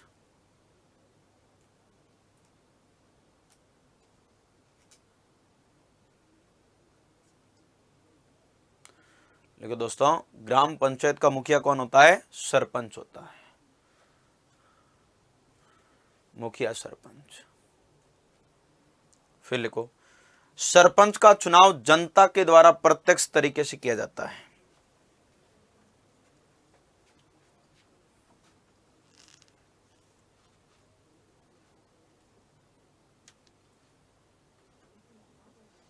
सरपंच का चुनाव जनता के द्वारा प्रत्यक्ष तरीके से किया जाता है। सीधा जनता चुनती है राजस्थान में, ध्यान रखना।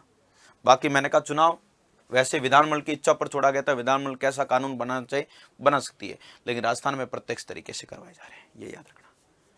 तो लिख दो, सरपंच का चुनाव जनता के द्वारा प्रत्यक्ष तरीके से करवाया जा रहा है, सीधा चुनाव हो रहा है। नेक्स्ट लिखो, उप सरपंच का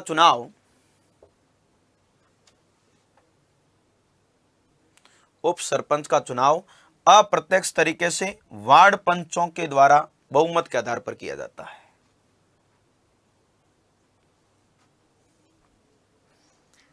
उप सरपंच का चुनाव अप्रत्यक्ष तरीके से वार्ड पंचों के द्वारा किया जाता है। वार्ड पंच अपने में से बहुमत के आधार पर उप सरपंच का चुनाव करते हैं, साथियों ध्यान रखना। तो उप सरपंच का चुनाव सीधा जनता प्रत्यक्ष नहीं करती है।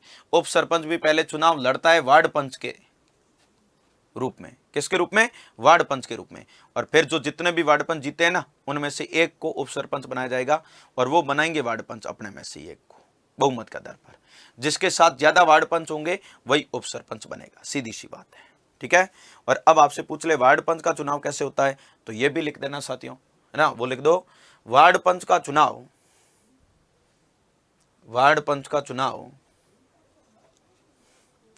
उस वार्ड के वयस्क मतदाताओं के द्वारा किया जाता है।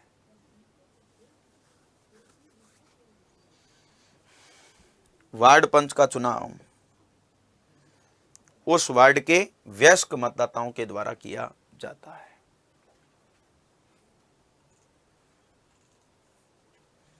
वार्ड पंच का चुनाव उस वार्ड के वयस्क मतदाताओं के द्वारा किया जाता है।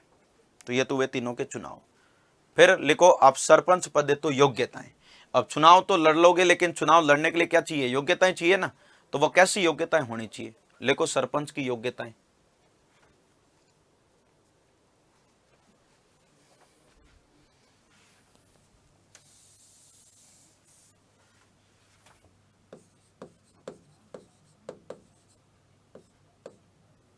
सरपंच की योग्यताएं,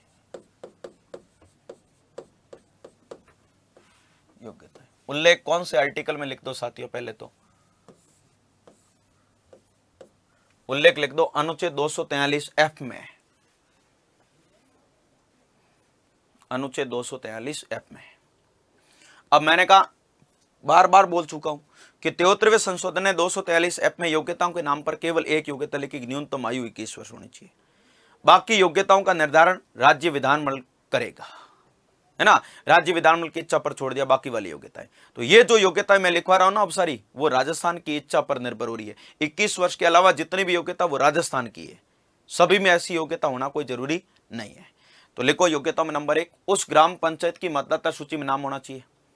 पहली योग्यता। कौन से ग्राम पंचायत की? जिस ग्राम पंचायत के आप क्या बनने जा रहे हो? सरपंच। हाँ, उस ग्राम पंचायत की मतदाता सूची में नाम होना चाहिए, नाम होना चाहिए। नंबर 2 लिखो, न्यूनतम आयु 21 वर्ष पूर्ण कर चुका हो।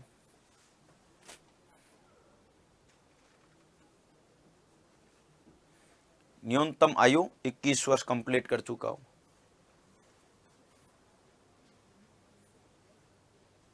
इक्कीस वर्ष का हो चुका हो।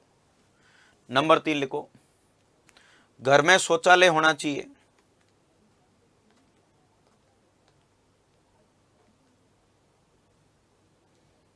घर में क्या होना चाहिए? शौचालय, सुलभ कॉम्प्लेक्स होना चाहिए। हाँ, स्वच्छ भारत मिशन को ध्यान में रखते हुए इस योग्यता का निर्धारण किया है, घर में शौचालय होना चाहिए। और अंतिम योग्यता लिखो, जो बढ़ती हुई जनसंख्या को रोकने के लिए राजस्थान सरकार ने निर्धारित की है, वो लिख दो, 27 नवंबर 1995 के बाद,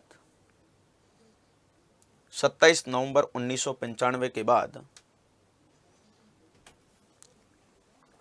संख्या में तीसरी संतान नहीं होनी चाहिए।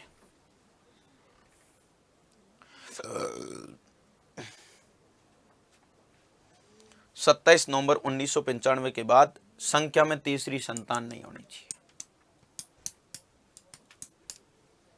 ठीक है साथियों, ये योग्यता है सरपंच पद हेतु। अब योग्यता के बाद साथियों आपको पता है मैं हटाने की प्रक्रिया की बात करूंगा, क्योंकि शपथ, त्यागपत्र और वेतन मैं आपको लिखवा चुका हूं। सरपंच को शपथ कौन दिलाता है? पीठासीन अधिकारी। आपने लिख दिया, वापस लिखने की कोई आवश्यकता नहीं है। सरपंच अपना त्यागपत्र किसको देगा? बीडीओ को। आपने लिख दिया। और सरपंच का वेतन 5,000 होता है, आपने लिख दिया। ठीक है ना? तो ये सारी बातें मेरे को वापस बताने की कोई आवश्यकता नहीं है। तो अब अपन सीधी बात लिखेंगे, वो लिख दो, सरपंच को हटाने की प्रक्रिया। हटाया कैसे जाता है और हटाने की प्रक्रिया में से निश्चित रूप से सवाल बनता है साथियों, इसलिए अच्छे से सुन लेना। और एक बात अच्छे से और सुन लेना कि मैंने यहां पर सरपंच को हटाने की प्रक्रिया लिखी है, तो सरपंच, प्रधान और जिला प्रमुख तीनों को ही हटाने का तरीका बिल्कुल एक समान है। जिस प्रक्रिया से सरपंच को हटाया जाता है उसी प्रक्रिया से प्रधान को और उसी प्रक्रिया से जिला प्रमुख को हटाया जाता है। इसीलिए मैं जो दूसरा और तीसरा स्तर पढ़ाऊंगा ना, पंचायत समिति और जिला परिषद, उसमें हटाने की प्रक्रिया वापस बताने वाला नहीं हूं। आपको पहले ही बता देता हूं। क्यों? क्योंकि तीनों को हटाने का तरीका एक जैसा है, तो इसीलिए आपको एक जैसा ही तरीका तीनों के लिए याद रखना होगा। तो लगा दो हेडिंग, सरपंच को हटाने की प्रक्रिया। और हटाने की प्रक्रिया में नंबर 1 बात लिखिएगा साथियों, हटाया कैसे जाता है मैंने समझा तो दिया, अब लिख दीजिएगा फटाफट, वो लिखिएगा, निर्वाचित होने के बाद अगले 2 वर्ष तक। पहली बात लिखना, नंबर 1 बात तो लिख देना, निर्वाचित होने के बाद अगले 2 वर्ष तक, अगले 2 वर्ष तक हटाने का प्रस्ताव नहीं लाया जा सकता है।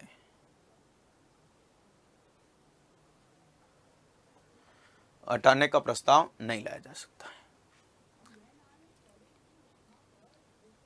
निर्वाचित होने के बाद अगले 2 वर्ष तक हटाने का प्रस्ताव नहीं लाया जा सकता है। कितने वर्ष तक नहीं लाया जा सकता है?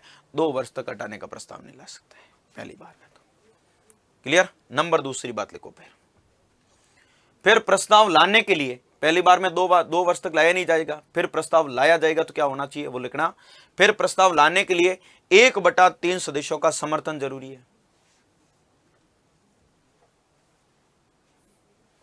फिर प्रस्ताव लाने के लिए 1/3 सदस्यों का समर्थन चाहिए। 1/3 सदस्यों का क्या होना चाहिए साथियों? समर्थन होना चाहिए। क्लियर? हाँ, 1/3 का समर्थन चाहिए। फिर लिखो, अगली बात लिखना, अगर प्रस्ताव, आगे लिखना साथियों, अगर प्रस्ताव 3/4 बहुमत से पारित हो जाता है तो, अगर प्रस्ताव 3/4 बहुमत से पारित हो जाता है तो सरपंच अपने पद से हट जाएगा। पारित हो जाता है तो सरपंच अपने पद से हट जाएगा। ठीक है? 3/4 बहुमत मिल गया तो प्रस्ताव पारित हो जाएगा, और प्रस्ताव पारित हो गया तो सरपंच अपने पद से क्या हो जाएगा साथियों? हट जाएगा। यह तो है हटाने का तरीका। लेकिन मैंने कहा मान लीजिएगा 1/3 का समर्थन मिल गया, प्रस्ताव रख लिया और 3/4 बहुमत नहीं मिला तो प्रस्ताव असफल होगा, और असफल हो गया तो अगले 1 वर्ष तक और हटाने का प्रस्ताव नहीं ला सकते। तो अगली बात लिखना, लाइन बदल के वो लिखना, अगर प्रस्ताव असफल हो जाता है, असफल का मतलब बहुमत जितना मिलता है, मिलना चाहिए उतना नहीं मिले तो, हाँ, अगर प्रस्ताव असफल हो जाता है तो, अगर प्रस्ताव असफल हो जाता है तो अगले 1 वर्ष तक, यहां से लिखना, ये देखो नीचे लिखा हुआ है, अगले 1 वर्ष तक हटाने का प्रस्ताव नहीं लाया जाएगा। अगले 1 वर्ष तक हटाने का कोई प्रस्ताव नहीं लाया जाएगा। अगर क्या हो गया? असफल हो गया तो अगले 1 वर्ष तक हटाने का प्रस्ताव नहीं लाया जाएगा।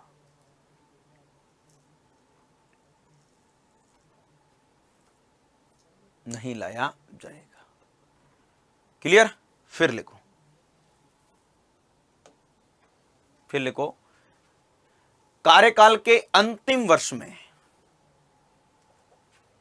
अगली बात लिखना दोस्तों, कार्यकाल के अंतिम वर्ष में हटाने का प्रस्ताव नहीं लाया जा सकता है।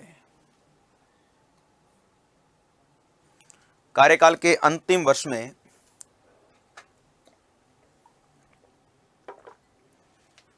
हटाने का प्रस्ताव नहीं लाया जा सकता है। ठीक है? तो कार्यकाल के अंतिम वर्ष में भी नहीं लाओगे तो हटाने का प्रस्ताव पूरे 5 वर्ष में आएगा कितनी बार? तो केवल 2 बार। तो वो भी लिख देना, सरपंच के संपूर्ण कार्यकाल में, लिखना दोस्तों, नोट लगा कर लिखना। हाँ, सरपंच के संपूर्ण कार्यकाल में। अब सरपंच का संपूर्ण कार्यकाल होता कितने वर्ष का? 5 वर्ष का। हाँ, तो लिख दो, सरपंच के संपूर्ण कार्यकाल में हटाने का प्रस्ताव मात्र 2 बार लाया जा सकता है।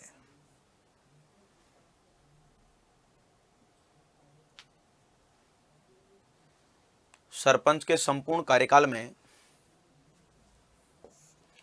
हटाने का प्रस्ताव मात्र कितनी बार दोस्तों? 2 बार ही लाया जा सकता है, केवल 2 बार।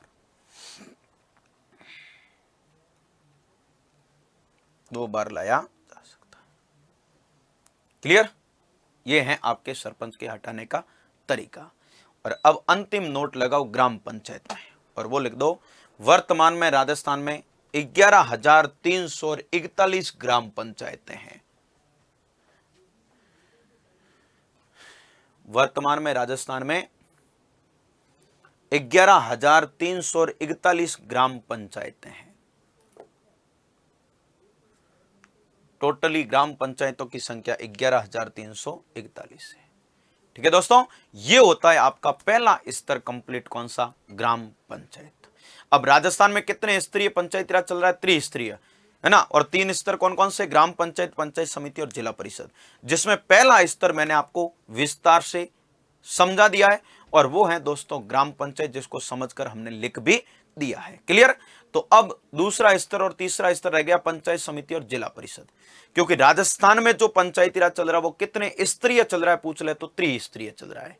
हाँ, 73वें संशोधन ने यह जरूर कहा था कि 3 स्तर पर गठन करना तो कोई जरूरी है नहीं। जिस राज्य की जनसंख्या 20 लाख से कम हो वहां पर मध्य स्तर का गठन करना कोई अनिवार्य नहीं होता है। लेकिन राजस्थान में तो जनसंख्या बहुत है, बहुत है ना। हाँ, तो बहुत है, तो फिर 3 स्तर पर गठन हो रहा है, जिसमें पहला स्तर आपने पढ़ लिया ग्राम पंचायत। अब मैंने कहा बच गए 200 स्तर, पंचायत समिति और जिला परिषद, जिसके बारे में इस क्लास में थोड़ा सा लंबा टाइम लग जाएगा। उसको पढ़ेंगे तो बहुत अति लंबी क्लास हो जाएगी, इसीलिए अगले सेशन का इंतजार अगली क्लास का करना पड़ेगा। और अगली क्लास में हम दोनों ही स्तर को एक साथ पढ़ेंगे साथियों, पंचायत समिति और जिला परिषद को। तो इस क्लास में तो इतनी ही बातें होगी साथियों। तैयार रहना अगले सेशन में पंचायत समिति और जिला परिषद से संबंधित बातें जानने के लिए। ठीक है साथियों, ओके, थैंक यू, धन्यवाद।